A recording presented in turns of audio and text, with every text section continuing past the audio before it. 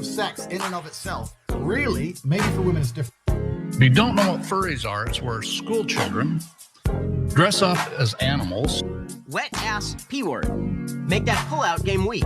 The physical act of sex in and of itself really isn't all that pleasurable. Yeah. Most of the time you're worried about making sure the girl has fun. You get 10 seconds of fun at the end, and you have to put up with her ass for hours afterwards. That's all sex is, right? If reproduction would be a disaster for you, you believe, then do not participate in the reproductive act. They meow and they bark. And now schools are wanting to put litter boxes in the schools for these children. How is this sanitary? My first concern is that these women are describing a serious gynecological condition.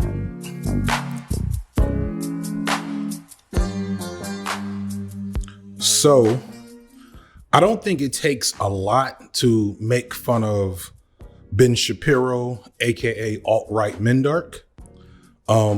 He's a comedically unserious man. Of a mansion. Okay, here are these two ladies, and then there is just a giant golden butt. My favorite piece of Ben Shapiro cringe comes from, of course, his take on WAP, the 2020 song by Meg Thee Stallion and Cardi B. Yeah, you effin' with some wet-ass P-word. P-word is female genitalia. Bring a bucket and a mop for this wet-ass P-word. Give me everything you got for this wet-ass P-word.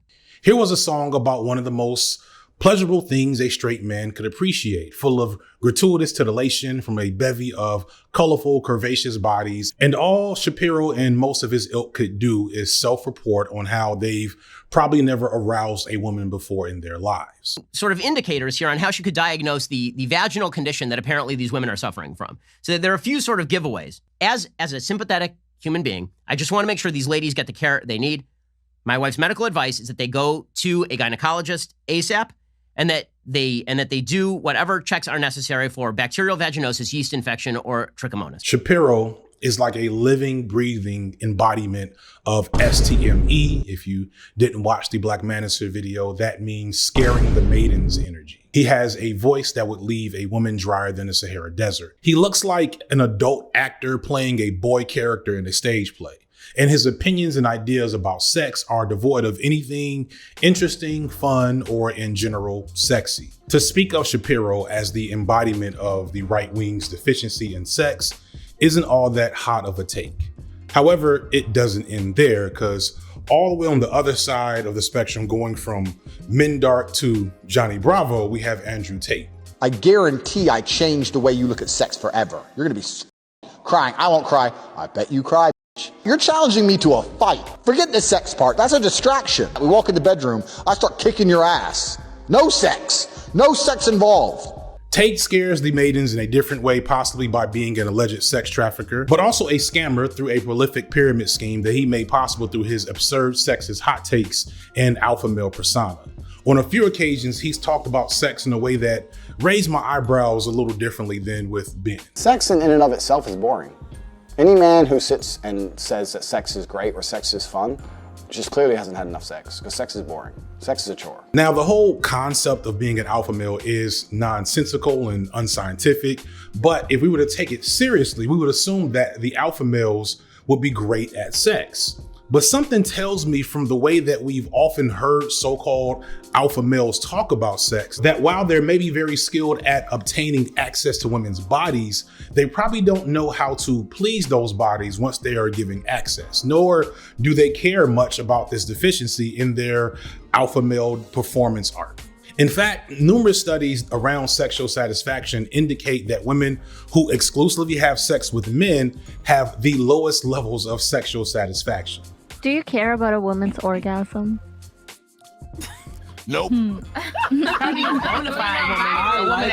only reason I care about it is because it kind of, and this is bad for me, this is my kryptonite, it strokes my ego. Next time I'm gonna do even better. Like I do that for myself though. It's more so that than like, oh, she's satisfied and she's ready to bat. Like I'm not really, whatever. It's like, I did my thing. I beat my time last time. So if we were to operate on the logic of, you know, the real men, the right-wing men who indicate that they are the ones getting all the coitus out there, then is it that big a reach to say that maybe those guys suck at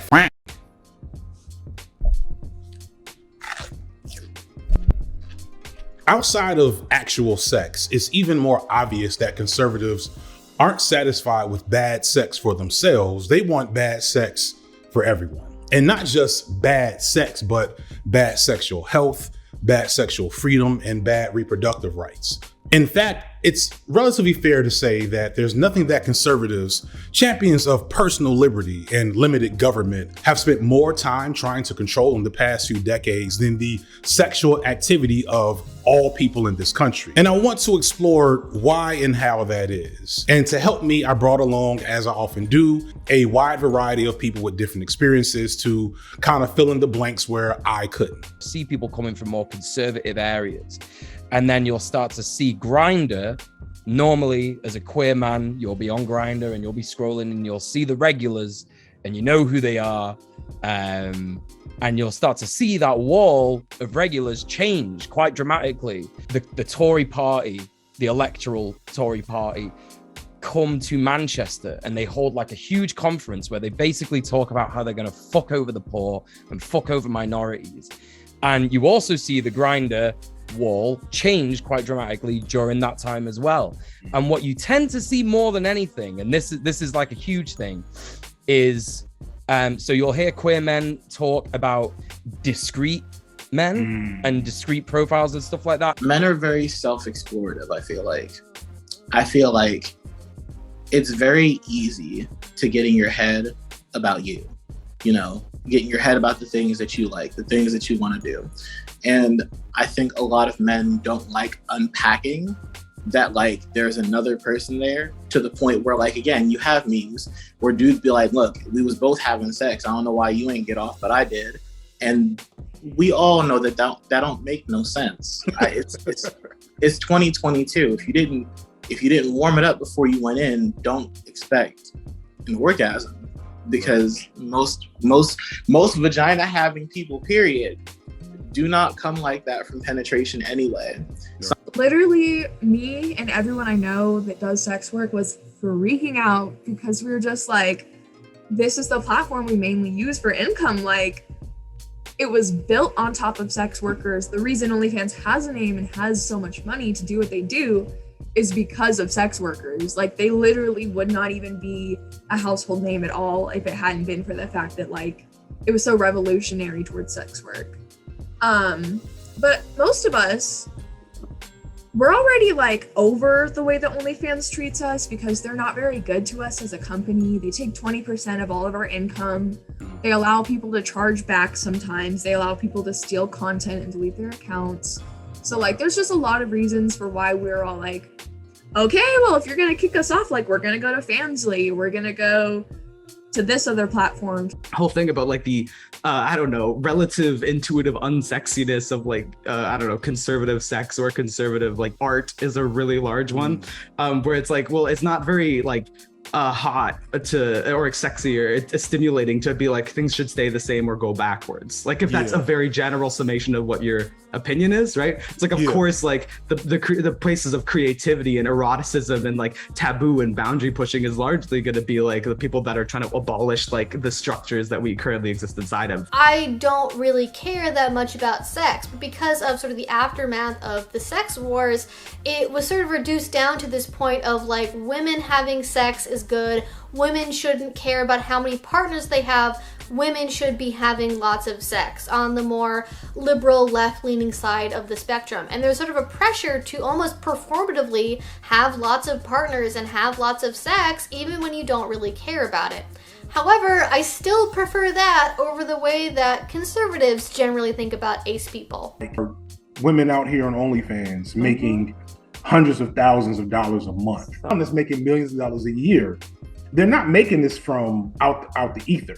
You know what I'm saying? They're not making this from people who don't have the money to spend. They're making it from the same population that denigrates them and then calls men simps for spending money on it, you know? Yeah. Most of the time, your community will excommunicate you for being vocal about what is true, what is honest. They'll know it in the background too, low-key. They'll know it. Of course they'll know it, because they will be participating in the sex club with you. So it's like, we're doing this under non-disclosure act. Anybody who says anything about this will be sued, and we have the legal power to do it. That type of thing. Because it's so shameful to our base, because we've created these stereotypes about who we are and who we should be that our base is bought into. Nobody's living up to it, but rules are for poor people. Like laws are for poor people. That's how that works. Lastly, as many of you know, videos like this are hard to keep monetized, but that's okay. Thanks to today's sponsor.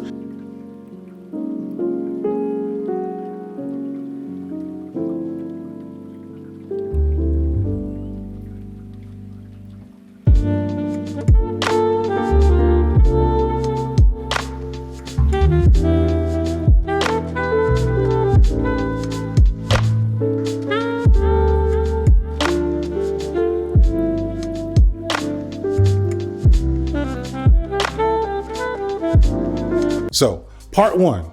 Yes, I'm serious. Conservative sex is trash. This peach is delicious. My position basically is that conservatives in general, right-wingers, from your ubermensch alpha males to your modest trad wives to your terminally online incel types, and of course your Bible-thunking evangelicals, all of them are worse at sex than more left-leaning people. But does this perception hold up to scrutiny? It's one thing to say that Ben Shapiro leaves women drier than Popeye's biscuits. I don't feel the need to support that scientifically. But what about the ladies? What about Candace Owens, Marjorie Taylor Greene? What about your queer conservatives like Rick Rubin and Blair White? For the sake of decorum, I won't speculate too much on what conservative ladies or queer people are doing in the bedroom, but I'd venture to say that there's probably not a ton of fireworks going off on those thin blue line bed sheets. But this is based on my biases and negative opinions of conservatives, as well as the conjecture on the clearly regressive and often unfun stances that they publicly have taken towards sex. And I wouldn't call this data-driven. And the data doesn't fully agree with me here. In fact, at least one survey I found in the UK of nearly 20,000 people found that people who were more right-wing, key phrase here coming up, self-report more satisfaction in their sex lives. So I guess that's it. Up yours, woke moralists. Up yours, woke moralists. So obviously, this is not the end-all be-all, but it does leave us with a lot of further explaining to do. First, I want to be clear that when we're talking about bad at sex, I'm not just talking about one's ability to please another in the bedroom. I'm also talking about one's general attitude towards pleasure as a whole, one's ability to please themselves, as well as do it in a healthy and honest way. I'm also talking about literal health practices such as wearing a condom, using birth control, not fudging the lines of consent, and of course, providing effective support systems for reproductive care, making sure that American women don't have maternal mortality rates that rank 55th in the world, educating young people, and yes, even children about sex and sexual health, being serious about protecting sex workers, being diligent about seeking justice for victims of sexual violence, and protective of the freedoms and rights of queer people, and so on. If narrowly defined by self-reported satisfaction, yeah, I don't think my thesis has a lot to stand on, nor would there be a whole lot of useful data to support it overall. However, when you look at the political stances of right-wing people, then it's obvious that so many of these other elements I just mentioned are definitely not areas of strength. But let's get back to some real research. A different survey in the US had similar findings about sexual satisfaction, but also found that conservatives were less likely to use condoms, masturbated less, and had sex less frequently. I imagine that many would point to religion as a core factor for bad sex for conservatives, but a study published in the Journal of Sex Research in 2018 found that people living in the Bible Belt and the South consumed the most porn. I'm not a theologian, but having known a few, I'm hesitant to blame this solely on religion, but more so on how religion is utilized in the West. Not the Bible specifically, but the unique colonial and oppressive religious dogma that the West has been known to use the Bible for, which is probably why places where religion has the most influence still have lots of porn, lots of kink, lots of teen pregnancies. They're trying to control human interaction, and the end result is disastrous. Most telling, I think, is the variety of research on the orgasm gap, which, as I mentioned earlier, indicates that women who exclusively have sex with men have the least amount of sexual satisfaction in the country. The archetype of like the conservative, traditionalist, Christian, that is a like a fucking malignant cancer upon Christ's teachings. For Christians, it corrodes the essence of the teaching, the essence, like all the highest values that Christianity like holds so dear. Some of these like traditions, some of this like archetypical like belief systems that are like very like anti-gay, super like anti-divorce, like divorce is like a sin, you know what I mean? Mm-hmm. And like pressuring to like a punitive tortured psyche moment for kids when it comes to puberty, when it comes to sex, when it comes to premarital sex. Some views on like abortion, views on some things about like conflict management and what church is like for, what the church is like. It's Jesus would be flipping tables if he came back today. This is not broken up by political affiliation, however, but allow me to present a theory.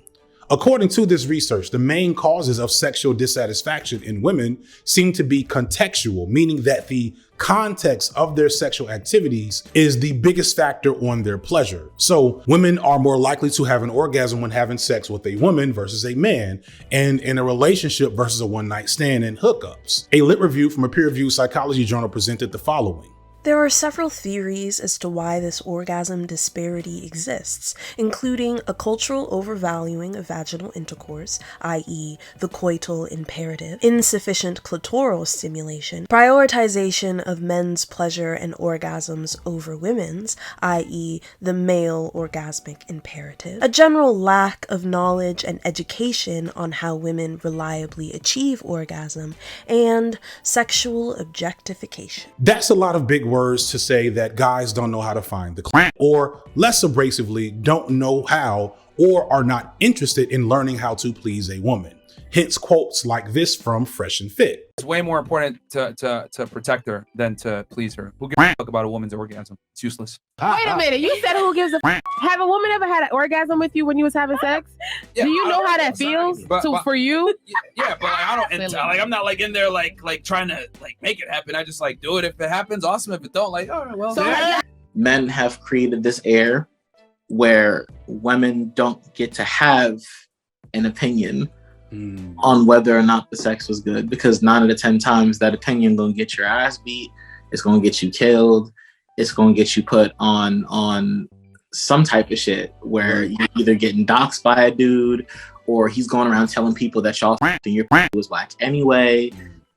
There's just a whole plethora of things. It's so dangerous for them. And trying to tell a man that he's not on point could be the day that you don't go home. It's hard, right? Yeah. Giving the sound advice of let these men know they can't, knowing that some of them are going to snap and do something about it that isn't getting better at fucking.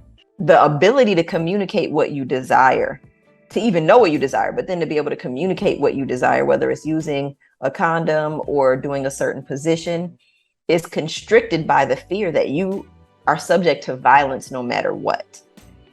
And that feels like physiologically triggering, and it feels emotionally triggering. So it's scary to do that. Even if your partner has demonstrated that they would not harm you physically and all of this, like you're carrying some of that with you, especially if you haven't been to a therapist where you can work through what that has meant for your sexual life.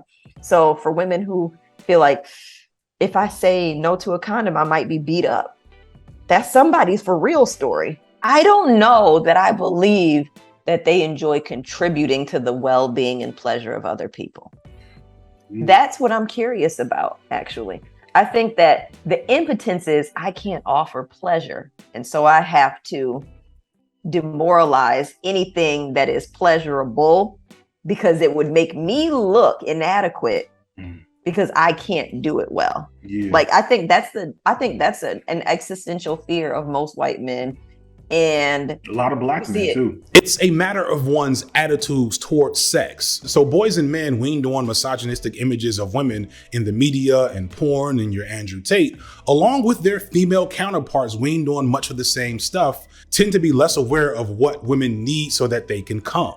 Men not knowing where the clitoris is has ascended to a meme status greatly because so many conservative states don't actually teach comprehensive sex education, let alone positive sex education. So like literally They literally don't know where the shit is. Mind you, I want to be clear that this research is flawed in that it situates orgasm as the key indicator of pleasure, and that is wrong kind of headed to begin with, but it still serves as a useful indicator of sexual pleasure, and the wide gap is very telling. All that said, the data isn't overly conclusive. I want to be clear and fair here.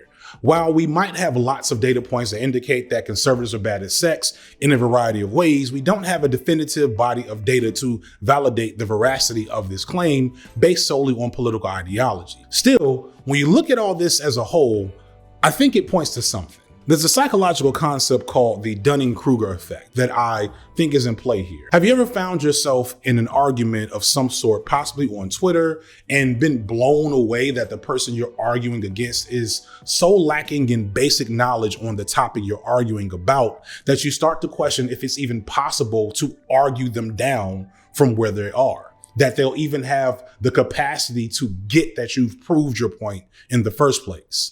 Guy once told me he was speeding on his motorcycle one night in the freezing cold and was almost caught by a police helicopter with an infrared camera. He said he ditched the copter by taking his coat off and cooling his body down to ambient temperature, so the infrared camera couldn't see him. I ignored the fact that he'd be dead if his body temperature dropped that much, and simply asked why they couldn't pick up the heat from the engine. He said infrared cameras only pick up heat from organic sources. At this point I decided against even trying to argue against any of the ridiculous points he was trying to make, and just noped right out of the conversation. This is often because of Dunning-Kruger effect, where a person is so bad at a thing that they don't even understand what being good at that thing looks like. Do you see where I'm going here? I think this explains the high self-reporting of satisfaction for sex with conservatives. Conservative women are so used to not crying that both them and their partners are satisfied with the trash rabbit dancing that they call sex.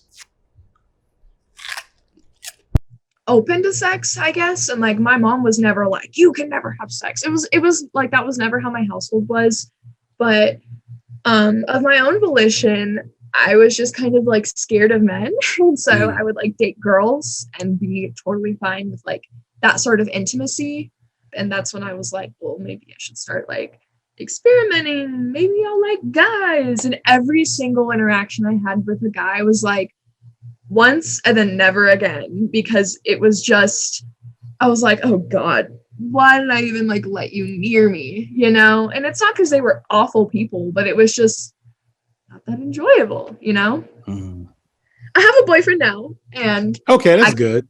I can't relate to that statistic. He's great for me. I'm great for him. We're super happy. But every guy I had ever hung out with before, like I mentioned earlier, like even if I wasn't interested in having sex with them, they'd be like, can I please at least do something? And this would be like the first time I would ever meet them, you know? And I'd just be like, you were expecting this of me, but I don't even know you, and I don't even know if I want that from you, you know? But with my boyfriend, the first night we ever hung out, like he didn't even like touch me anywhere like that. And that's when I told my therapist that, she got sad for me. She was like, that's the bare minimum. That is literally the bare minimum.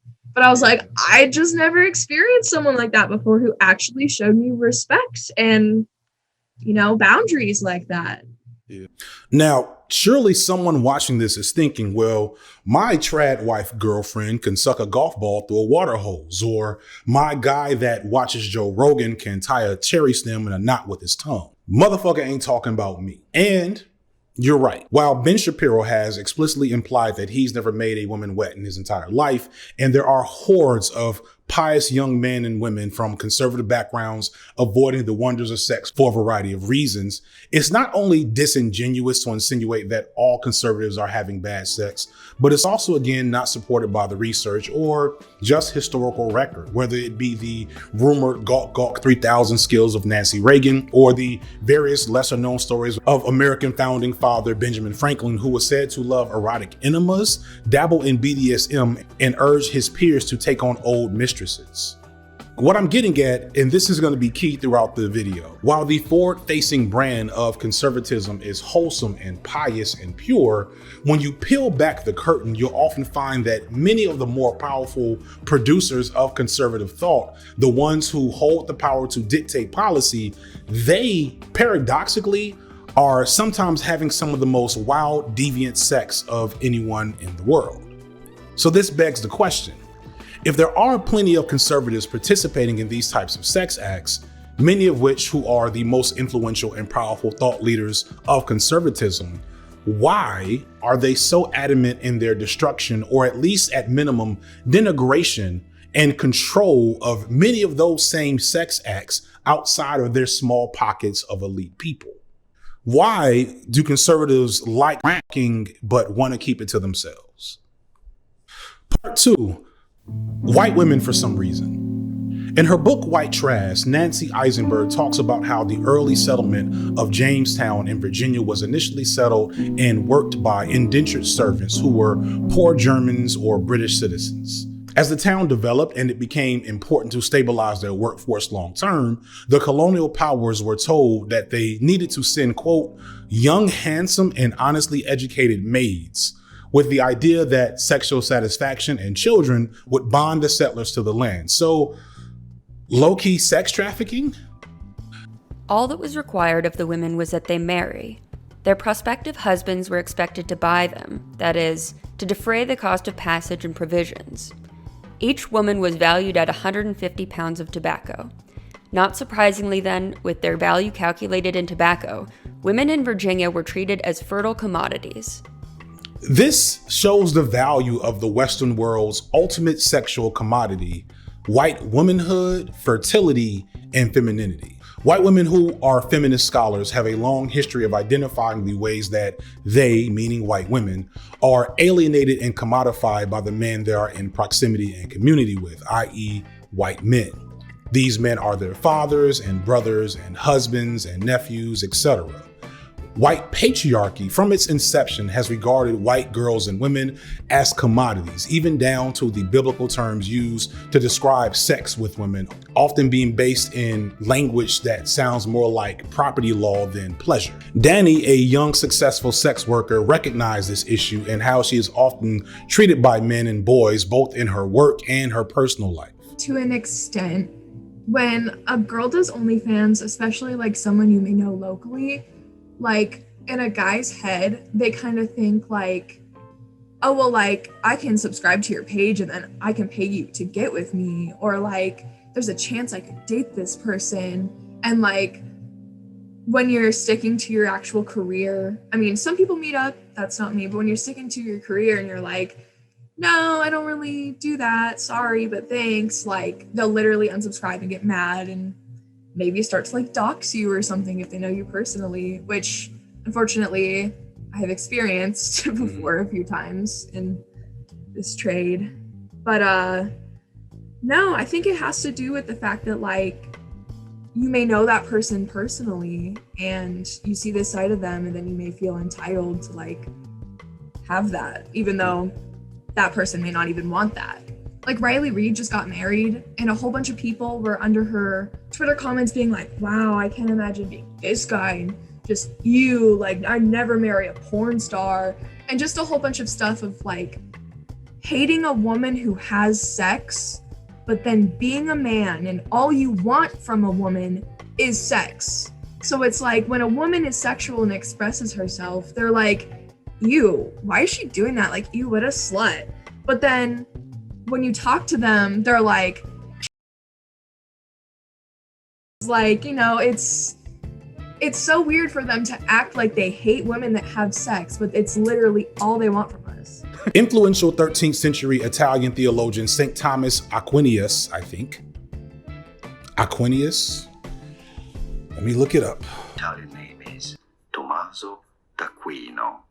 Tommaso. St. Thomas Aquinas published much work on the philosophy of biblical laws, had this to say about fornication, or the seduction of virgins. If a man seduce a virgin not yet espoused and lie with her, he shall endow her to have her to wife. If the maid's father will not give her to him, he shall give money according to the dowry which virgins are wont to receive. The other injury is done to the maid's father, wherefore the seducer is bound by the law to a penalty of his regard, for it is written, if a man find a damsel that is a virgin who is not espoused, and taking her, lie with her, and the matter come to judgment, he that lay with her shall give to the father of the maid 50 sickles of silver, and shall have her to wife. It's simple. This is a clear example of why white femininity is a super complex issue in the world of gender studies, philosophy, sociology, etc., because it exists in a very unique intersection that is intensely privileged and protected by its whiteness, but also within that space, a significant target of male aggression and oppression for its femininity. When I talked to Danny about white femininity in particular, I felt like she struggled to fully conceptualize how whiteness informed her experiences, even the good ones. I'll try my best to answer this question. Now, of course, Danny is only 21, and it's a lot to ask anyone examining their intersections of oppression and privilege. But I think her struggle is emblematic of the way that white women historically have existed in this unique space. In many ways, white women are the only real women under white supremacist patriarchal capitalism. Thus, historically, they have been instrumental in every possible human atrocity you could blame on white supremacy and patriarchy, as their participation in it either solidify their own protected status or happen in the name of that status. At the same time, women without connection to powerful white men or white movements, and many women within those movements, have often been exposed to significant violence and oppression within those spaces. For example, white supremacist Lauren Southern recalled an incident by fellow white supremacist and founder of the Proud Boys, Gavin McInnes, joking about her not getting a literal seat at the table until she got married and had kids. I've had some scary experiences, some heroes that have fallen for me. I've certainly gotten a shorter fuse for this nonsense of everything is women's fault. Sexual assault is a very real thing. There certainly are power dynamics within the business world where women have to be careful. This is something that I've really learned is the only one that can really protect me is me. And I think women are having to learn a lot of hard lessons.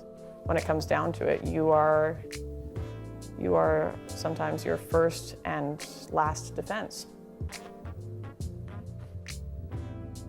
You did, though, start your career with a lot of anti-feminist commentary.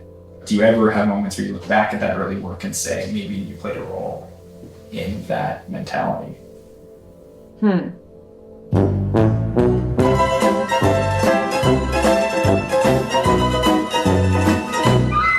But then you have stories like the white woman who falsely accused 13-year-old Emmett Till of sexual impropriety, which led to his gruesome murder. The threat of black men to white women is a recurring excuse for white terrorism throughout America since Reconstruction until the 1960s. Even when the issues were completely unrelated to white women, as in the 1917 East St. Louis race riots, which were over a labor dispute, white men still used the excuse of protecting white women to galvanize and legitimize their violence. Whether intentionally or obliviously, white women have been at the center of many a human atrocity, but also have been victims of many an atrocity as well, whether it be the aforementioned colonial sex trafficking or being accused of being witches and being burned at the stake during the Salem witch trials. Because of this, I feel like white women often initially struggle with fully grasping the concept of how their unique position works. White women don't often understand themselves as white. They usually just understand themselves as women and tend to think that that is salient across race when it's not. And it's historically been women of color, black women, who have to explain this to them, to let them know that as bad as it gets for them, their whiteness usually protects them from the worst treatment possible. People in puritanical Christian households, communities, norms feel like sex shouldn't be pleasurable for everybody, if anyone, because they assigned it duty to procreate. So they put science and morality onto sex. Like, you have a duty to procreate. This is the way God asked us to do it. And also eugenics.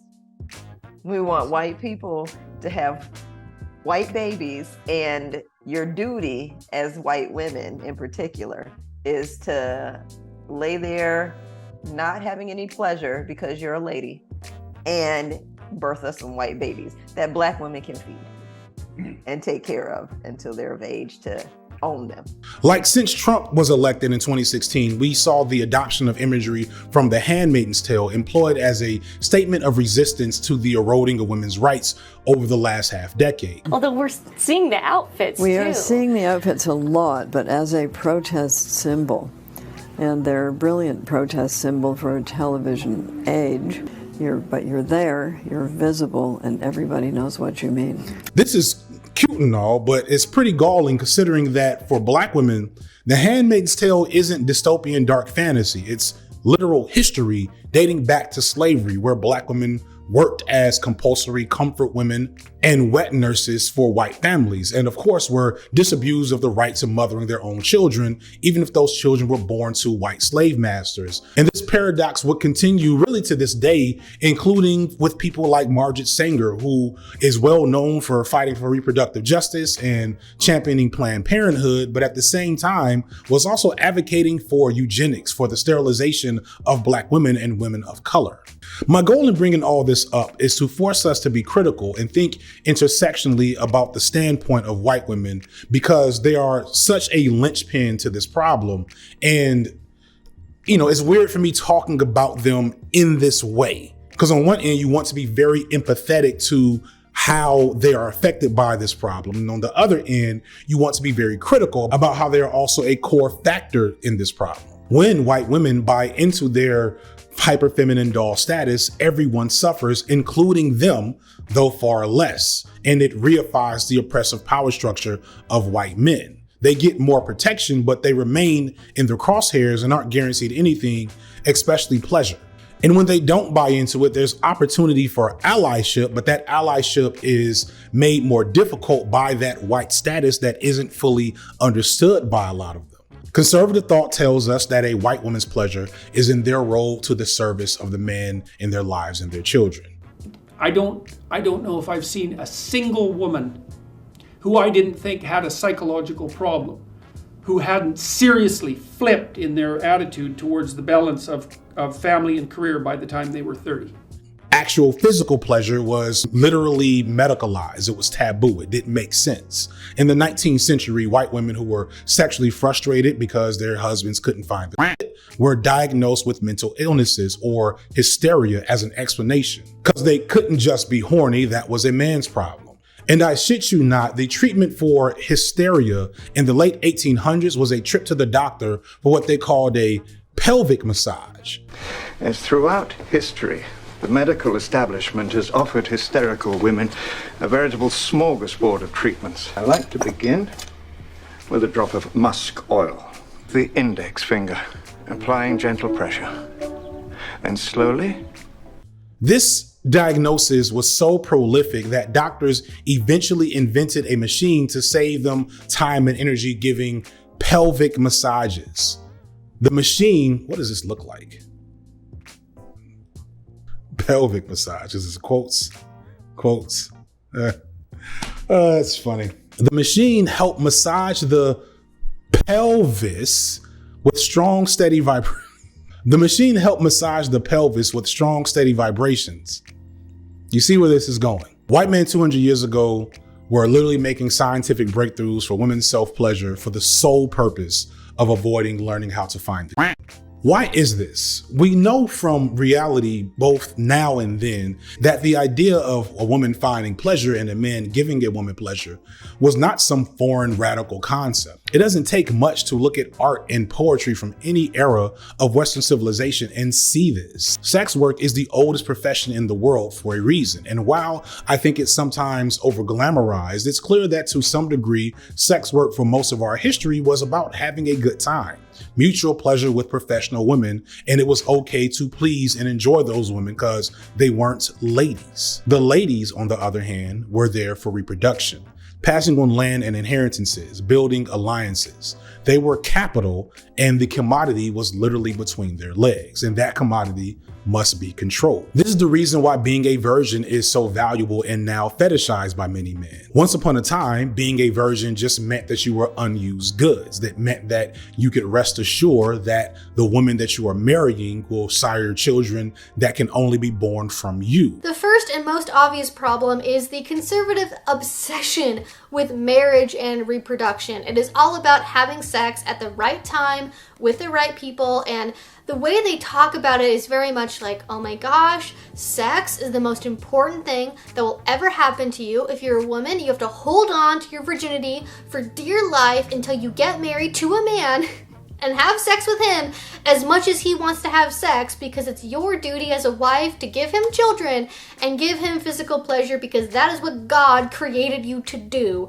Like, you have to have sex eventually when you get married because that's your duty, that's your obligation to do that. But also, if you do it at the wrong time, you're bad and awful and it's sinful and you are going to hell. And it feels like being trapped in this claw where you really can't escape, and it's sort of functionally required by conservative society to go on that path of getting married and having kids and having this white picket fence life of being a good, solid American and, you know, furthering the white race, honestly, is I think a big part of it sometimes. Now, obviously, we are far from this reality as the norm, and surely there are white women somewhere finding pleasure in sex, probably with other women. But the point of all of this is that the conservative ideology for sex is, no pun intended, from the top down. That even for white women, the idea of enjoying sex, let alone having sexual autonomy, was never part of the design. The goal has always been to control everything about it and everyone else be damned. But what about everyone else? What about non-white women? What about people of color? What about gay men? How are they affected by the system? Or more interestingly, how do they also possibly contribute to it? Part 3, we're pretty much all really. While white women are the ultimate commodity, everyone else is as well. This includes black women and women of all races, men of all races, including other white men. Under capitalism and through traditional Western thought, everyone with an orifice or a phallus is subject to the sexual consumption of white supremacist capitalist patriarchy. Our history books are filled with basically 3 main core features: religious indoctrination, war, and sexual violence. The strategy is you usually send the missionaries first, then you send the military, and then the military commits human atrocities, which usually include sexual violence, and then you begin to extract resources. And this is something that is a pattern throughout the history of colonialism. This is also a pattern in American military imperialism from East Asia to North Africa to the Middle East. And this behavior is not exclusive to white men, as the same actions have been done by Japan toward Korea, warlords in the Caribbean, Southern America, and Africa. Pretty much any place where there is an authoritarian regime in power, human atrocities are being committed. But the prolificness of European imperialism, most notably the British, still reverberates today in the form of sex tourism that is prominent in South Asia and the Caribbean, and even Eastern Europe, places where colonialism has stripped the land of any other useful resources. In an ideal world, the people who do sex work are going to choose to do sex work, and they're not doing it under duress, right? That's the main, I think, just the bottom line, right? You know, it's not a high bar, right? But there are definitely people who are forced into what's known as survival sex work, which is like, I have to do this because there is a I know that there's a demand for this in society, and I know that I could get a lot of money if the right person, you know, finds me. And so you're being coerced by like multiple different things. You're being coerced by the power dynamic. You're being coerced by the threat of violence from capitalism, like the passive threat of violence, which is that like, if you don't get paid, you're going to starve and go homeless. This is how imperialism has worked for a very long time, but this isn't just a one-way process of predominantly white men exerting power. It's also a self-producing ideology. See, everywhere where colonialism and imperialism has stretched, it has left the exact same scars on the land, which replicate the same ideologies with the indigenous people there. Because the process of colonization requires that the people of that land adopt that ideology. This results in many people, especially those with a closer proximity to cis hetero white maleness, to seek to reproduce the same power hierarchies in their own spheres of influences and communities. It's easy to point the finger at white women for their persistent fence sitting when it comes to resisting Western hegemony, and then also sometimes seeking the privileges of it. But if you look closely, you'll notice that lots of people with different intersections do the exact same thing. Basically what I'm saying is that the shittiness that we attribute to white patriarchy and racist white men is very contagious and everybody is getting sick. For example, a prominent discussion in LGBTQ political circles is how unabashedly racist and classist LGBTQ movements and communities can be. It doesn't take much to recognize how racism affects queer communities, down to the changes in the pride flag. It really is a flag for everyone. It's so inclusive and giving all of our community allyship, that solidarity, that joy of visibility and inclusion in the heart of London. I've read that the original rainbow flag was meant to encompass all LGBTQ identities, but a lot of people felt that they needed to be more explicit about the inclusion of people of color and trans people because they were persistently being excluded from LGBTQ communities, so another flag was created. Another example can be found here on YouTube, where just a few years ago, notable queer white men such as Jeffree Star, James Charles, and Shane Dawson, and probably a few others were being really racist, among other things. There's an ongoing debate around corporate engagement with Pride events over the years and whether or not kink belongs at Pride to make Pride more corporate friendly when Pride was supposed to be a riot. Gilead, the creator of PrEP, an anti-HIV drug that reduces the chances of contracting HIV by up to 90%, has become a hero of sorts in the gay community due to their wonder drug. I've seen signs for PrEP all over Atlanta, sometimes in areas with high concentrations of poverty, which also happen to be where HIV is most likely to spread. However, due to your usual structural barriers, the individuals that are seeing those ads are the least likely to get the drug. A life-saving HIV-preventing drug that, without insurance, doesn't come cheap. Gilead CEO noted $3 billion in revenues last year, thanks to U.S. patent protection through September of next year. According to a report from 2015, only about 10% of PrEP users were black men, and 75% of the users were white men. This report is from 7 years ago, but health disparities tend to be stable over time. When you consider the face of the AIDS crisis, it means that the people who need it the most are getting it the least. Right, white cis queer men. There is a huge desire to just like forget about like trans people, to forget about like black queers, like any other kind of queer that like isn't you. You know what I mean? Like, just whatever, like their struggles, who cares? And the thing is that this is the conservative queer mindset, and it will lock into the conservative kink mindset because they are very, very similar. Like in my video, Kink Belongs at Pride, I talk about how like queerness was connected to kink and shit like that because it was seen as just like a weird sexual taste. Like it wasn't seen as an identity or a sexuality or anything like that. That's the whole issue, because it's like when you have a set of people who are told you're perfect, you're the main character, you're the superhero, etc., etc., etc., but then like they realize, I'm into like whipping people and shit. Do you know what I mean? Like the cognitive dissonance is so strong that they are like, okay, I need to make this work for me, and I need to remain ashamed of it. I need to remain private about it and shit like that.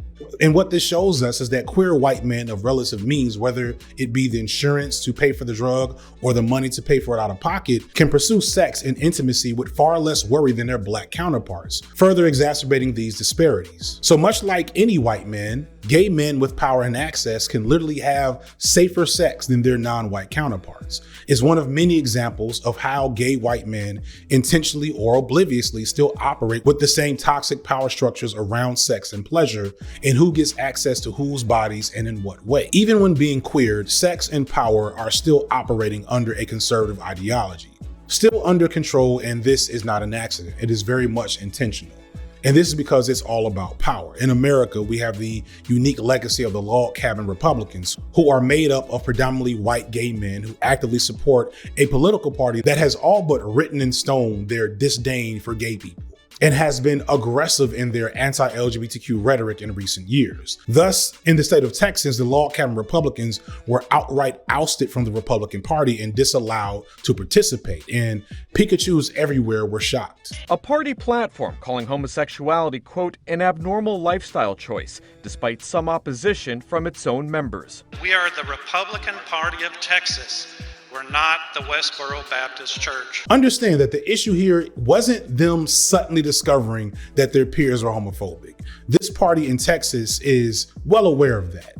They're making a stink about being cut out of the power structure in Texas and are saying stuff like, this isn't the Republican Party I know anymore, which is laughable on numerous levels. You saw the same thing from Dave Rubin a little while ago when he and his partner adopted a child. And he was just so amazed that Republicans who literally run on an anti-gay agenda began to harass him online. Yet why the right has these, what I would argue are often legitimate fears, because the left does not stop eating civilization. Correct. And think about what an unfortunate position that puts us in, because then someone like me can make an announcement like this, then good, decent, thoughtful conservatives,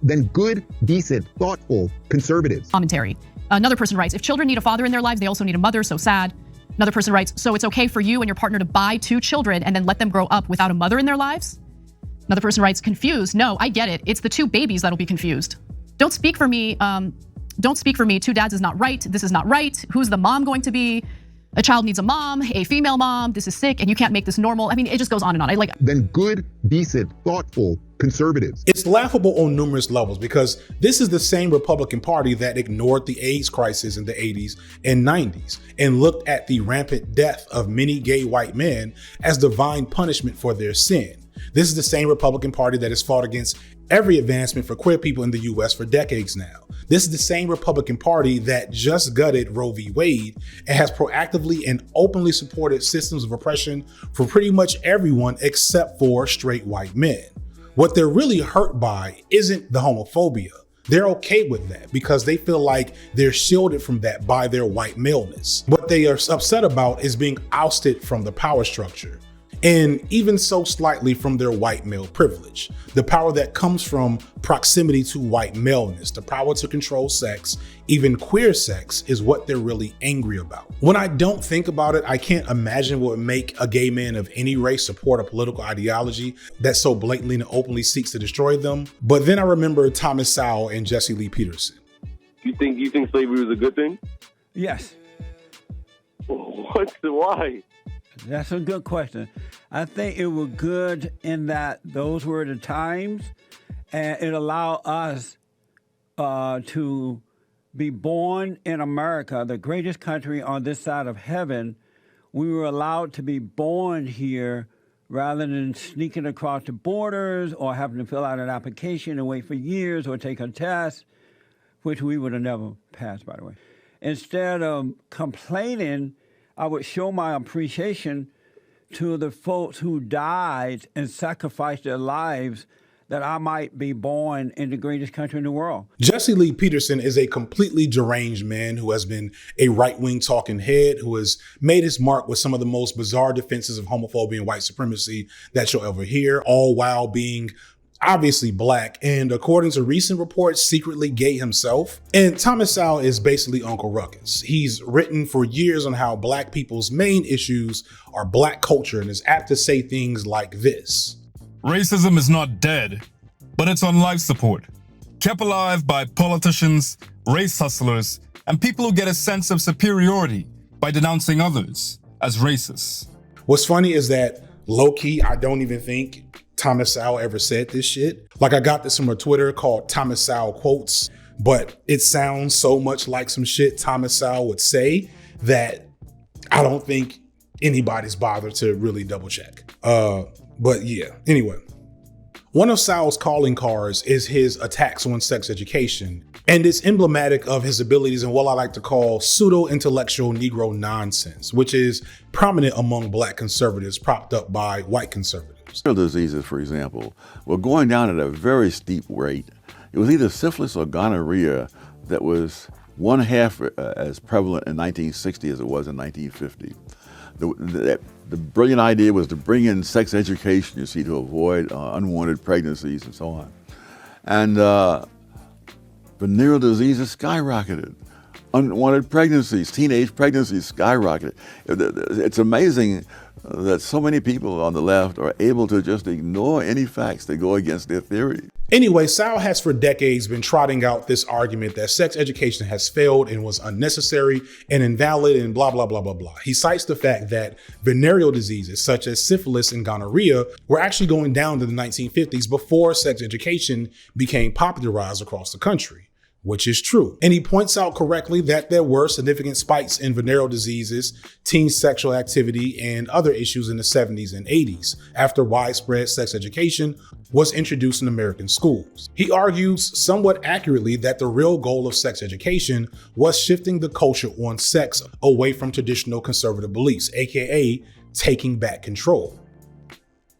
It's kind of right, but his proof here is a classic example of correlation not equaling causation. What Sowell has for like 60 years failed to acknowledge is that certain venereal diseases dropped in the 50s and 60s because medical treatment of them in the form of penicillin significantly improved, making the spread of said diseases less likely.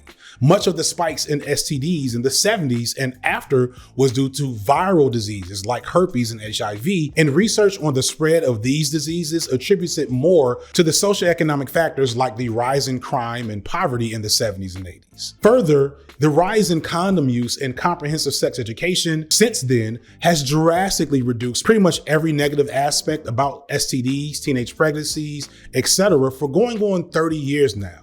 And the places with the biggest problems still are places in the South where comprehensive sex education is lower and poverty is higher.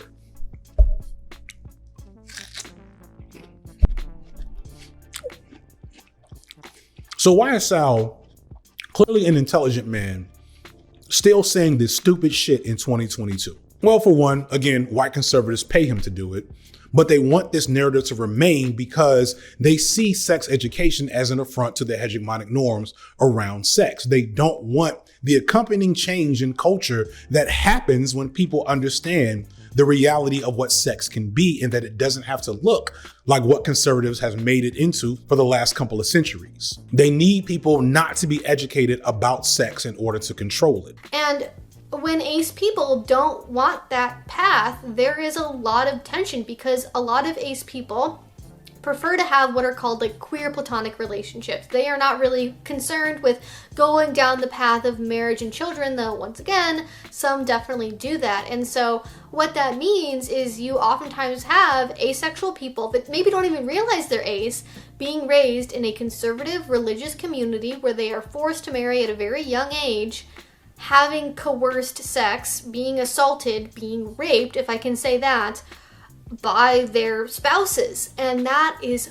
horrible. That is horrific. But that is something that is part of that culture when sex is treated as this obligation that all humans, in order to be human, to prove they are human, have to do at the prescribed time. The amount of like sexual communication, like, oh my God, the amount of people that I've been able, like, had the opportunity to do some mentoral stuff with in the Christian communities, where it's like someone like feeling like a shame about how they've been in a relationship for 3 years and they slept with their partner and they really enjoyed it, and like the fear of like admitting that and being able to say it to me because I'm edgy and I wear makeup or whatever, and I'm like, God wants you to have a good first sexual experience. Do you know how many women, like the overwhelming majority of women, where their first sexual experience was non-consensual, was violating, like it was assault, like it's like so many, it's so upsetting. It's so many. That's their first experience. So if you as a Christian have had a positive sexual experience as your like first sexual experience with a partner that you trust in an intimate, committed relationship, I'm like, why do you think that Jesus would be upset about this? That's a blessing. That's a beautiful thing. Now, I could have easily replaced Sal with many a white male talking head around these issues, but I'm using him because his race allows him to be elevated as a voice in conservative circles to try to subterfuge accusations of racial bias. Sal represents the small contingent of black men and increasingly black women who peddle conservative talking points to a partially black but mostly white audience in order to get some money and establish better proximity to white hegemony. The false belief that if they're one of the good ones, that they will be spared. Let's see how that works out for him. And like with most people, for Black people, beliefs around sex and decency are easy targets to hit. They're easy things to draw people into your rhetoric and ideology, greatly because of religion. But when you get away from the obvious bad faith actors, you still see a broader culture of Black sexuality and pleasure in conflict. As I mentioned in the Black Men's Objectification video, the sexuality of African Americans has been mutilated since enslavement, where a wide variety of sexual practices that came from the continent of Africa was flattened into a sexual identity fit for domestic animals. Aside from the fact that Black men and women were exposed to unspeakable acts of sexual violence and violation, there was also an installation of sexual ideologies often based in religion and fetishization of Black bodies and sexual activities by the outside world. All this bleeds into rampant sexual dysfunction for Black Americans today. It doesn't take much to draw a line from the violent dehumanization of slavery, the terror of Reconstruction and Jim Crow, and the oppression of targeted policing and redlining and systemic barriers in the last 50 years, to the rampant sexual dysfunction under poverty and in general right now. So with all that bad stuff, what could possibly be a solution to address the sexual issues of Black people? Well, according to Steve Harvey, women should wait 90 days before having sex with a man if they want to be taken seriously. Men are hunters. What we enjoy is the chase of the hunt. Now, after we capture you, we're okay with that. Like you said, men cheat because women allow them to. Elaborate. I mean, look, women ask that question all the time. You know, that's one of the biggest questions. Why do men cheat? But I mean, it's really because there are so many women out there willing to cheat with them. In his somehow best-selling book, Act Like a Lady, Think Like a Man, a book so popular it spawned 2 movies, renowned social psychologist and relationship expert Steve Harvey admonished that in order to improve their dating lives, women should make a man wait 90 days to ensure that he thinks you're a keeper rather than what he calls a sports fish. This may sound ridiculous to you, but his book was a huge hit among a lot of Black women at the time, who sadly had not been taught much about dating in men. So the regressive, mostly common sense stuff in the book was to many a revelation. For some of them, this was as good as it got to taking back control of Black sex. I've mentioned this like in almost every video before, and I promise one day it'll get its own video, but it's important to understand that when we talk about Black people being more conservative, we're not talking about capital C conservatism and necessarily voting Republicans and falling into fascism, although that does happen. I heard you say recently that White History Month is coming up. That's right. White History Month. And I don't have. We're talking about social and sexual conservatism prominent among Black people, especially older generations of Gen Xers and baby boomers. Their experiences under a much more lethal and overtly white supremacist environment taught them that conservative values are a necessity for survival, and thus those values of conservatism are often preached as genuine virtues as opposed to what they were, which was survival tactics. Now, mind you, these some of the same motherfuckers that gave us Chuck Berry, the Isley Brothers, Uncle Luke, Freaknik motherfuckers, really. Either way, when it comes specifically to sex, there are still a lot of Black people who hold on to conservative values. And from my perspective, a lot of it comes from Black church culture. Now, I am a heathen and I don't have a ton of Black church experience, but it doesn't take a lot to recognize how the Black church can play a toxic role in sex for Black people. And I think this is especially salient for Black women who make up much of Black church culture. Many Black women are, much like white women, taught to see sex and pleasure as something that belongs to men.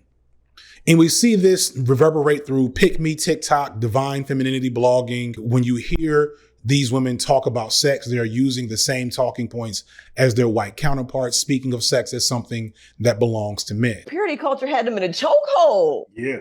And they were pitting good girls against bad girls, you know? And so it was like, I got my purity ring. I'm out here. I'm a better type of girl and woman. Yes.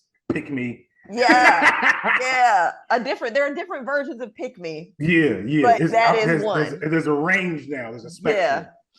Because I know some pick-me's that are probably really good in bed, to be honest. Yes. That was the me type of pick-me. That was your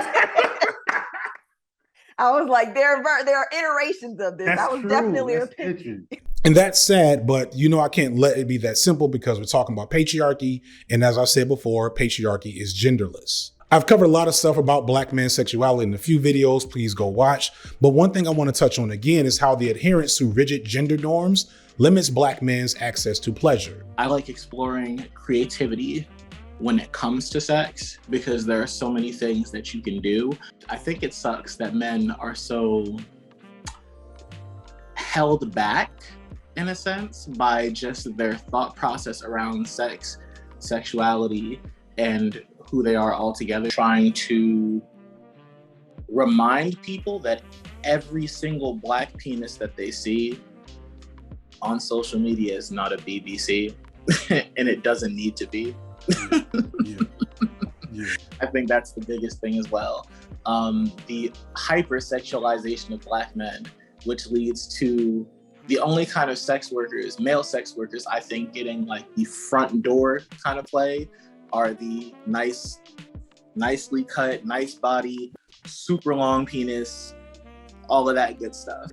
The reason for this runs deep, but the short version is that black men have been socially conditioned to look at sex not so much as an avenue for intimacy, physical pleasure, emotional connection, etc., and more often as a way to affirm and reify manhood and masculine performance. One easy piece of evidence of this comes from analyzing the way that sex involving black men is often depicted. I talked in a previous video that the way sex is often described by black men in hip hop rarely connects with receiving pleasure.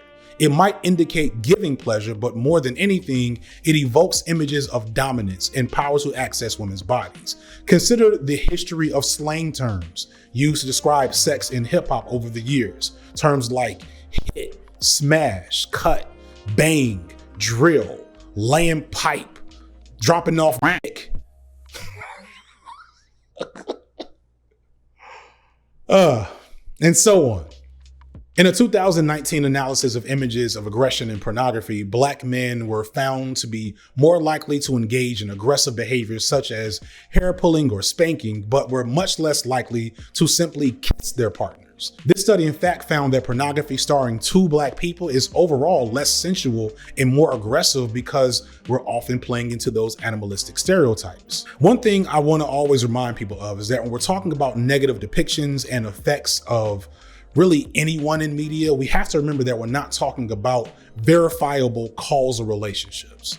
Research on media influence consistently shows us that just because something happens in media doesn't mean it's causing another behavior to happen outside of that media. More so, the media reflects the experiences of the people it comes from and the audience it's catered to. And in this case, with black men, they see and hear enough of what the world desires most from them is the animalistic mandingo. If this image is what is rewarded most by society, then it's what we will give them. In the process of doing that, pleasure takes a back seat. Or worse, some things that might bring pleasure, something as simple as having your nipple stimulated, comes with discomfort and feelings of stigma. Much of this is internalized, but it also needs to be clear that this messaging comes from the outside as much as within. I talk mostly about queer white men and black people in this section, but understand everyone is involved in this problem. That's how deep the social control around sex is. It's warping our understanding of what sex and pleasure can be, and in the process, warping us to the point where we are actively participating in our own oppression, either knowingly or unknowingly. And we do this because within that control, we get to feel normal as defined by this regressive conservative ideology around sex and pleasure. Normal as in without stigma from others. Ironically though, like if you think about it, there's nothing normal about what is considered normal when it comes to sex. What should be normal is accessing pleasure and exploring one's sexuality. That is what our bodies naturally want to do. Instead, we have 12-year-old girls doing marriage ceremonies with their fathers. That's normal. A different path. Girls who pledge not to kiss or have sex until they marry, and fathers who pledge to be their daughters' boyfriends until they find them a man worth marrying. I'm ready for you, dear. You look lovely. Let me show you the ring that I got for you here. This is just a reminder. Keeping yourself pure is important. And so you keep that on your finger, and it's a daily reminder that at this point, you're married to the Lord, and your father is your boyfriend, and we're gonna have fun together. And let me go ahead and give you that. Get ready to dance the night away. Part 4, the conservatives' worst kept secret. So despite everything I just said over the last probably 45 minutes, if we're lucky, here's one of the worst kept secrets in politics. Conservatives are actually big old freaks. Now the latest on embattled Senate candidate Roy Moore defiant as calls grow for him to drop out of the race and as more accusers step forward. Republican Congressman Tom Reed is apologizing for alleged sexual misconduct. The embattled pastor of an Atlanta area megachurch says that he will address a deepening sex scandal from the pulpit. An easy example of this is Ayn Rand, mother of objectivist philosophy, which is a very popular school of thought among conservatives. Ayn Rand could get pretty erotic in her writing and had a relatively scandalous love life, especially for women in her time. All right, so why is Ayn Rand a bratty sub? The next span of moments was like flashes of light in stretches of blind unconsciousness. The moment when she saw his face as he stopped beside her, when she saw the unastonished calm, the leashed intensity, the laughter of understanding in the dark green eyes. The moment when she knew what he saw in her face, by the tight, drawn harshness of his lips. The moment when she felt his mouth on hers, when she felt the shape of his mouth, both as an absolute shape and as a liquid filling her body. Then the motion of his lips down the line of her throat. Okay, I'm not like an authority in Ayn Rand. On one hand, it is like just deeply masturbatory capitalist fan fiction. And then another thing that I was very surprised by was how aggressively like horny the books are and extremely like kinky. So yeah, she is very, very obvious, smutty, submissive, like consensual, non-consent sex scenes. And I seen some people also would like criticize that like as her like being super problematic, and I'm like, it's horny, like it's horny. It's like, if Ayn Rand were not like this it was not this like archetype of a problematic right-wing theorist, I think the left would love her based on how weird and horny she is. Much of her philosophy is gleaned from her books on objectivism, but a few Googles and a few looks at the pages of those books, I'm wondering if all this philosophy on what a real man should be was just her private fat material, because she got quite horny in her writings. But what she knew was only the sensation of the movement of his hand on her breasts. He tore off her cape. This isn't the modern Kellogg's brand image of conservative sex. This is steamy, almost kinky, to be honest. Whatever valid criticisms of Rand, it's hard to look at the passion in these words and not feel something. So why is this not a real part of her legacy? Now it's very clear in her writings that her brand of eroticism is still deeply steeped in hierarchical thinking and traditional masculinity, but it's still interesting. It's still horny and erotic. She could be perfect for reifying traditional sex and sex roles if conservatives tried. Why then is she only brought out as an excuse for conservatives to not act with human decency? To explain why that is, and at the risk of being sucked back into manosphere red pill discourse, I'm going to talk about Sneako for a second. For those who are unaware, Sneako is a content creator in his early 20s that has a pretty interesting story on the platform. He was kind of a prodigy from my perspective, making content since he was a teenager, content that for its time and for his age was really impressive and artistic. Studies have shown that getting an Instagram like releases a little bit of dopamine in your brain.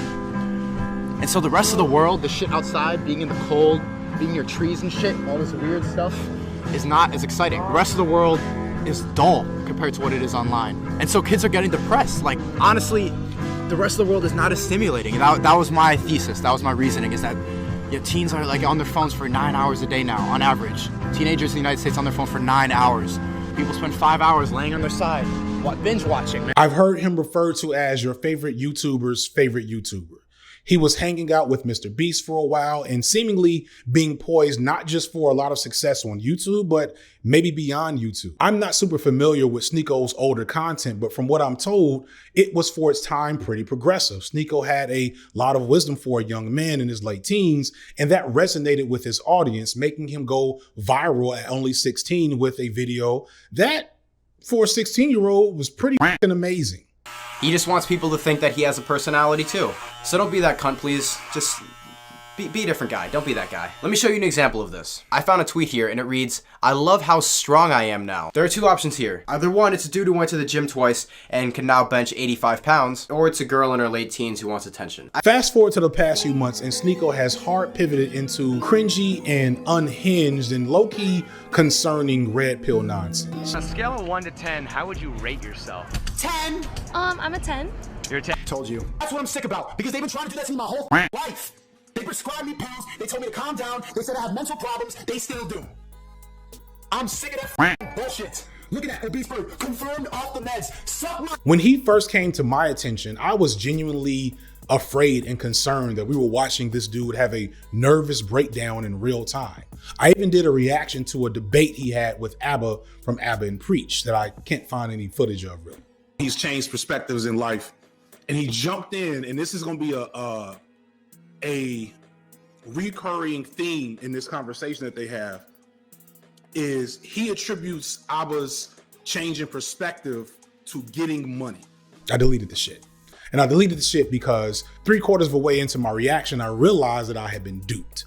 My natural inclination to be empathetic to young men blinded me to the reality that this hard pivot of Sneako's into red pill talking points was very much a branding strategy. It was to bring attention to himself, gain clout, and sell his products, which I think is, some Bitcoin trading stuff and an influencer program. Surely two long-standing proven venues for wealth building in his predominantly 15-year-old audience. I'm here in Puerto Rico right now, vibing with millionaires. Went out to expensive dinners, bro. They showed me the millionaire lifestyle. They put me onto game. I'm gonna tell you, chat, being a millionaire is a mindset. I want to spread that knowledge with you, and I'm going to do that not only on the stream, but also on my creativity kit, on my course that's dropping next week. Still, it worked.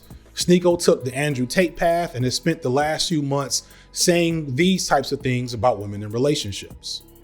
You cannot provide anything other than at least she's admitting it. That's all you got. You got a mouth, you got but that's it. You got no logic. You're not really empathetic. You have a lot of feelings. You're definitely emotional, but it's not empathy.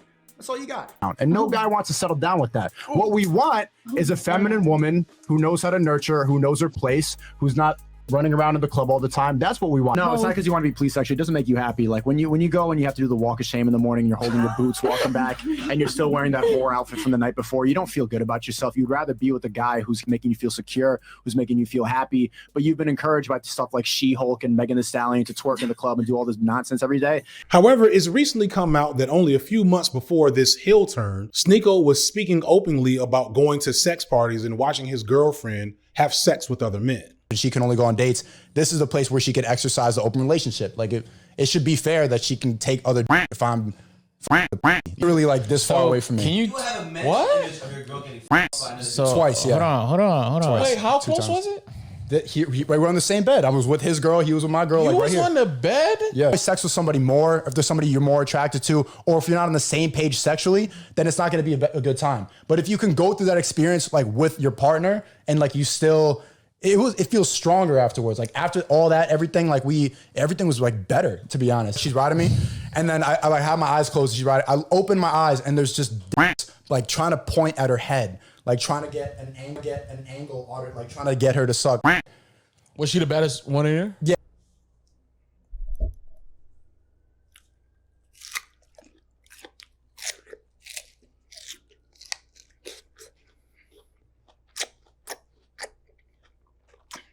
Now, this is an obvious departure and contradiction to his real alpha male red pill persona, but it's bigger than just being a hypocrite. I hope that take is good, because I don't have another peach. That's a good one. This is a good ass peach.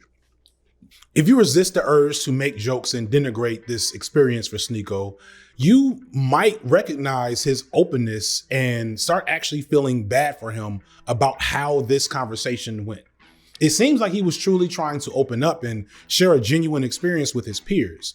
Sneako seems hurt. He's openly stating that this was a traumatic experience that led to his eventual breakup. He was actually kind of looking for support and assurance, and he doesn't seem to have gotten it here. It actually sucks. Yeah. What's wrong with you? So what do they call that? Like after the sword club, you get like a They call that sweating odd. award? That's what they call it. You're odd. You sat on the bed while she got. I was there too. I mean, we was both. I got up. Were you his girl? I was not with her. So you just sat there Indian style with your feet crossed. It actually kind of sucks that he went through this with these guys. But this is how men often respond to other men who transgress against masculine norms. He was met with mostly laughter. And this has followed him into his red pill persona to be a criticism that he's been constantly getting.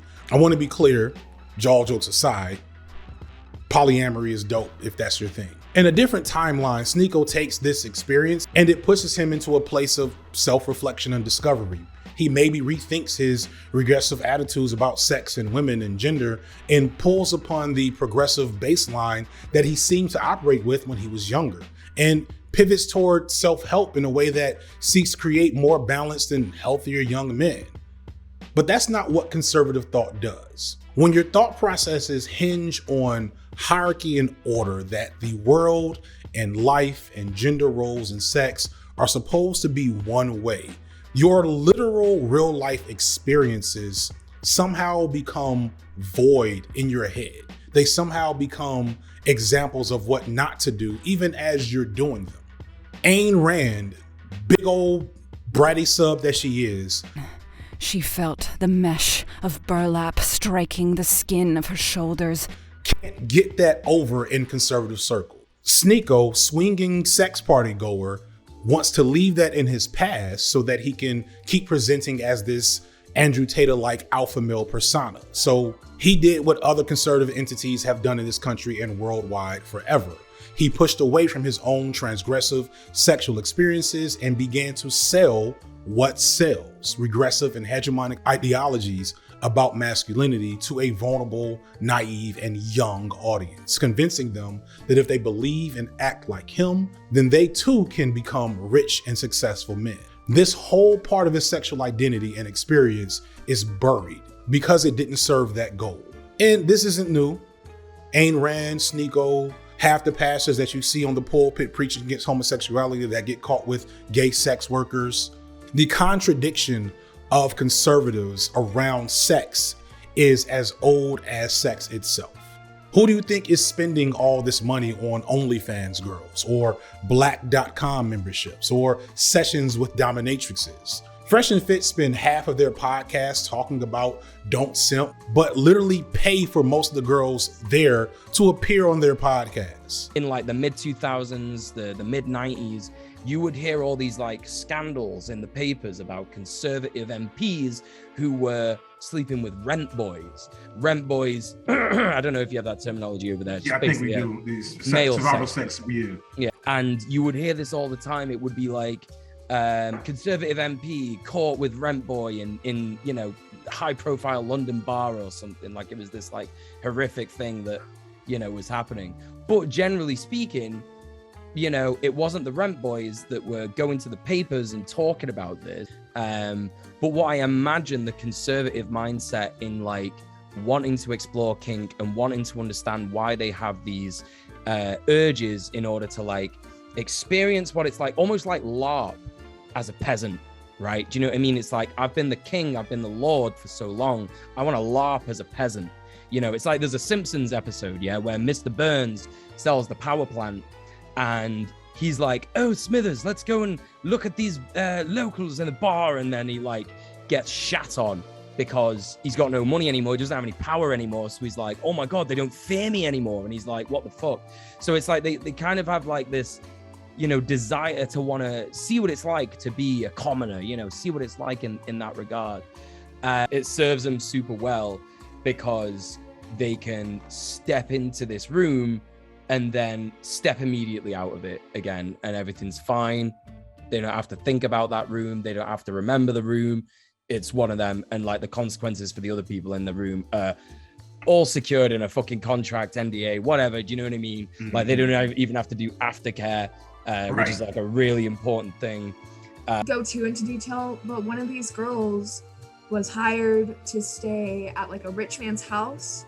And he made her stay there for a few days, and he literally did like unspeakable things to her, and then just paid her and sent her on her way. And because he was rich and like had this power, like Yeah. you don't really do anything or say anything because you're scared of what could happen if you do talk about it. That's basically what we were trying to do. Yeah. But it wasn't just because of, you know, capitalism and patriarchy and all that. There's also a deep sense of impotence when you're confronted with cultures, and you talked about this in the video before, when you're confronted with African cultures and indigenous cultures who have for generations, and Asian diasporic cultures who have for generations had a deep divine understanding of sexuality and gender, and who have been sexually expressive. They're like, I gotta create stereotypes to dehumanize them. And if you create a stereotype to dehumanize someone, so you say they're hypersexual, lascivious, all of these things, then you have to be the opposite. You have to go as far away from that as possible to be the human ideal, even when you don't want to go away from it. So I wouldn't even say that most people, and we know this because we see what comes out in the, you know, all the things done in the dark that come out to the light. Right. We see that people are still out there having sex, experiencing kink, enjoying like all types of BDSM, all the goodies that are in the sexual spectrum. The same conservatives a lot The of times. same conservatives enjoying sex with people of the same gender. Like all of these things are happening still very much, but under non-disclosure agreements. Right. As alluded to earlier, conservatives report a lot of sexual satisfaction, and some of that is probably that Dunning-Kruger effect that I talked about earlier. But I imagine that for a few, especially the most elite, they are having adventurous and stimulating sex lives full of departures from social norms. The whole time they're preaching sanctity of family and traditional values. It's an open secret that they're having full-on eyes wide shut parties under NDAs in the privacy of their own mansions. We ick at the kind of gross sexual practices of Game of Thrones, but we forget that this show is loosely based off real-life British aristocracy, and that the late Queen Elizabeth's husband was her not that distant cousin because they shared great-grandparents who were also first cousins. What conservatives understand is that sex can be a key element of the human condition. Intimacy and pleasure are innately radical things that you can control at an individual level that defy hierarchies. And they want that type of sex and the power to control it and keep it for themselves, just like every other meaningful resource. It's a mistake to think that conservatives hate sex. Historically, those in power, regardless of race or culture, have loved sex because sex is awesome. Conservatives don't hate sex, they love the power to dictate what sex is and what it isn't to those that they have power over as a form of social control.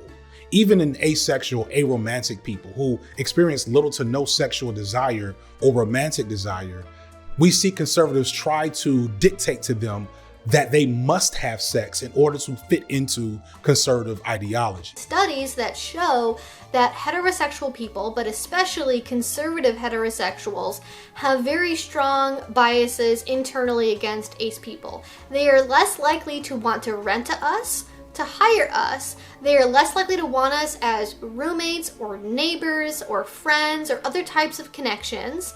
And they also perceive us as being less human, as being alien in some way. And that has very real world implications for how they treat asexual people. They want to basically get rid of us in social view and make it so our choices, our orientation is not an option. They want us to not be part of their society, and that is very scary. In this, you see that conservatives who, again, love their sex acts, love their deviance, love their BDSM, watch all the porn, what they want is control and to be able to define what is acceptable sex in a society and who can be persecuted and oppressed for not doing that acceptable sex with impunity. There is no form of sex outside of hegemony that's okay in their eyes. As much as I might be annoyed at the Handmaid's Tale imagery, this is not off the table for conservative institutions.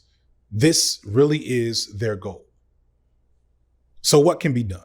So the obvious answers are resistance, organizing, education, political action.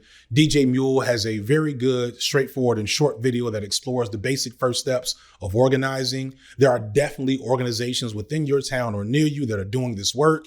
If you can't take action with them, then cut a check. Find a way to support. As a whole, we are talking about massive systems of oppression that were here way before YouTube, way before alt-right Mendark, way before Donald Trump, that require meticulous dismantling through organized action. So please find a way to take action. Do one thing when you finish this video. That said, I feel like my unique contribution to these types of discussions is usually offering ideas on handling this interpersonally. I think that's why most people watch this type of content, whether it be addressing this type of stuff with your parents who maybe aren't as accepting of your views and habits, or the shitty roommate that you are stuck with this semester in college. So I want to take a moment to spin the block back to talk about how you might resist at an interpersonal level. And for that, let's go back to Sneako, believe it or not. A few weeks ago, Sneako sat down with, as the title of the video says, a woke feminist therapist in mostly caps, done to grab the attention of his angry, vulnerable, very incel-adjacent fan base. The woke feminist therapist in question is named Not So Erudite, and I don't know much about her, but I don't know if she quite passes the sniff test of being woke. There's a weird exchange where she praises Dave Chappelle's embarrassing anti-trans rant in his comedy special. And even Sneako is like, nah, that was some bullshit. He needs to shut the f up about trans people. I'm so tired of hearing his jokes about that. I thought that was like a little pandering, like, hey, look, everybody, I have a trans friend. Because I feel like that bit was like one of his best things. Where he like took you on a joke, he made fun of all these things that are kind of true about these groups. And then he talked about his friend. And like by the end, you had like this resonance of like her story matters. Like it shined a spotlight on like some of the ugliest parts of like human experience and like made us resonate with it and made us like comfortable to stay there as well. But I guess he just thought it was boring. I'm so tired of him talking about trans people. I'm just, like 3 specials in a row, trans. Okay, we get it. Still, Miss Erudite is able to penetrate through the grifting facade of Sneako and engage with some of the driving traumas that have moved Sneako away from his prior, more artsy content into the foaming at the mouth red pill nonsense he's on today. Getting more into the crypto online entrepreneur, make money, drop shipper type, like crypto bro dudes. Like I'm becoming more like that because I want to be financially independent. But at my core, I'm a wannabe smoking cigarette, Ernest Hemingway deep artist sitting at a cafe, reminiscing about life, you know, romanticizing everything. I have this journaling. I'd be like writing stories and movie ideas. And so you're an artist at heart.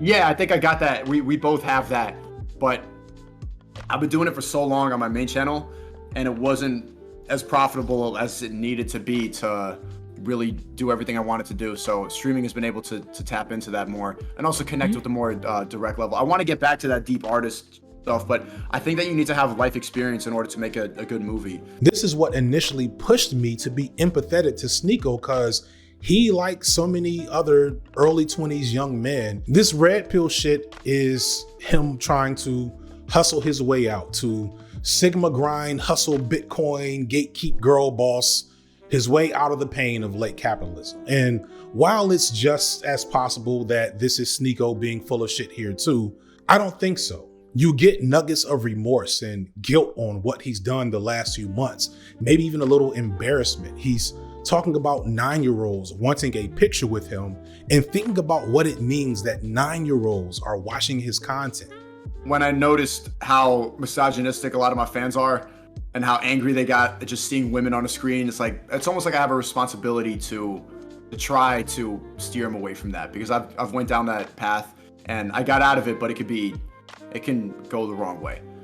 And the other day I was sitting at the pool and like these 9-year-old kids were jumping in the pool, and then I noticed them start whispering and pointing at me. I'm like, you were making fun of the fact that 14-year-olds are coming up to me. TikTok, I swear to God, my main channel stuff, it's been people in their 20s, 30s, and everything. Yep. This streaming stuff, and especially with the fact that I'm viral on TikTok all the time. 9-year-old kids, I've never seen that in my life, and they come up to me, they take a picture, they're excited, and 9-year-olds, it's almost like you have a responsibility to try to be a role model for these kids. Even though I'm not perfect, even though I'm dumb in a lot of ways, I make a lot of mistakes, But the best role model I can be is showing people that I am human. Like when I watched your art versus when I've seen some of your streams, it made me be like, this guy is so much deeper and like has a much richer understanding of the world than his stream suggests. And I would be sad if all of your viewers didn't spend enough time watching your art, and so they mostly got takeaways from your stream. Just because of the level of intentionality that goes into the art that you create. Thank you. That's the best compliment I've ever received. I don't bring this up to launder Sneako's image. He still very much returned to form in the subsequent pieces of content, going back to his red pill roots. But he is emblematic of the core issue here and why not just sexual pleasure, but the innate dehumanization of conservative, capitalistic, and hegemonic ideologies due to everyone, the oppressed and the oppressors. It ruins them. A part of my humanity is that I want access to this way of being in relationship and this way of being in relationship. Can you be in partnership with somebody where you can negotiate all of that, a full spectrum? And so sex is a space where you get to play around with it. Yeah. Where you get to play around with these power roles and gender roles in consensual, affirming, like playful, joyful, pleasurable ways. And so I don't fault anybody for fucking around, you know, and trying out new things and seeing what feels right. But when you take that, all of that play, and then you go back and you're like, but who I really am is to dominate you so that you don't have access to resources and that you remain oppressed. That's where I feel like, yeah, it's a different way of being. It's a different way of moving in the world because they don't ever want to feel vulnerable. They don't ever want to feel like people at the bottom of the human hierarchy. This desire to pursue power and control over the genuine beauty of humanity and completely to kill the complexity and pleasure of love is corrosive.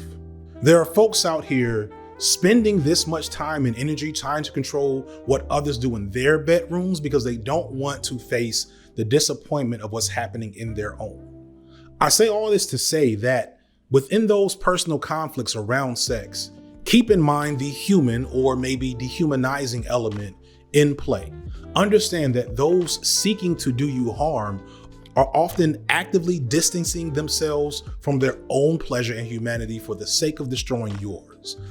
Understand that this won't fix the problem. It won't fix the damage done and the damage currently underway, but it does hopefully force us to remember the utility of a love ethos in addressing social issues. In our outrage against these forces and anger against those who wield them, we can't forget to move with love. Maybe not love of the enemy, but at a minimum, love for ourselves, that we don't fall into the same thought patterns that they are in order to resist what they're trying to do to us, that we don't legitimately think that we're going to win using the master's tools.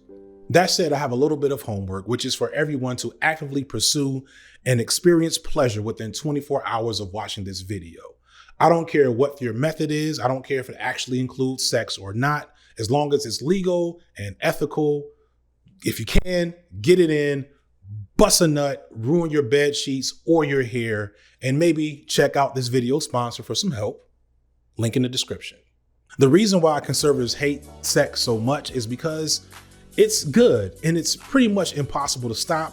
And even if you can't afford to, support the sponsor, you can still fuck for free. So with that in mind, I'm going to break from my tradition and actually to leave a comment in the comment section to let them know how they can't stop what's coming. Talk about pleasure, talk about love, talk about the things that bring you joy, or I know I'm about to go appreciate what I like to do. That's all I got for today, y'all. Peace.